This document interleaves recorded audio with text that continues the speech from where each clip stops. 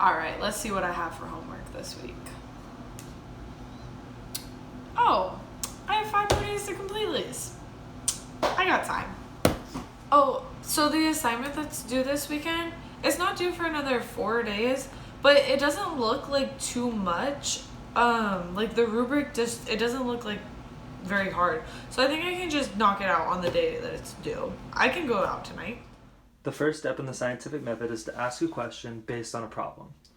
The problem here is that Emily is looking at her assignments due for the week and decides to procrastinate on them until the day that it's due. Emily subconsciously makes the hypothesis that procrastination will not affect her grade. Oh, it's only 11:30 in the morning. I got time. I'm gonna go get lunch at Chick-fil-A. Oh my gosh, that Chick-fil-A run was literally so long, and now it's 11 o'clock at night, and I don't know what I'm supposed to do. It's due in 40 minutes, and my professor's gonna hate me.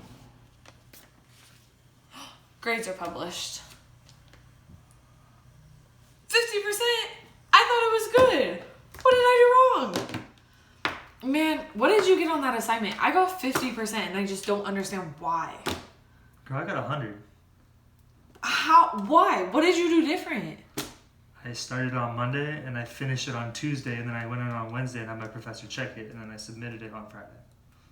Well, I was just too busy to do that. Like, the girls asked me to go out, and then I had work 3 days, and I just didn't have time for that. So when did you start it? Sunday at 11:30 p.m. Ah, that's why. Me, Caleb, a student who did do the assignment beforehand and didn't procrastinate to the last minute, we noticed that I got 100% and she got a 50%. Hypothesis, Emily's original hypothesis is incorrect. Based on this one attempt, the next step would be to reassess the hypothesis and make a new one and then test that one. The difference between inductive and deductive reasoning is that inductive reasoning looks at that just one specific set of information and draws clues based on the pattern or trends that it finds, while deductive reasoning looks at that number set or that information based on previously known facts.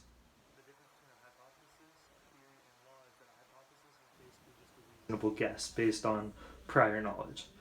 It hasn't been tested, hasn't had any real backing. Combination of multiple hypotheses that have been tried and tested multiple times, while a law is something that is always going to be true and is usually backed by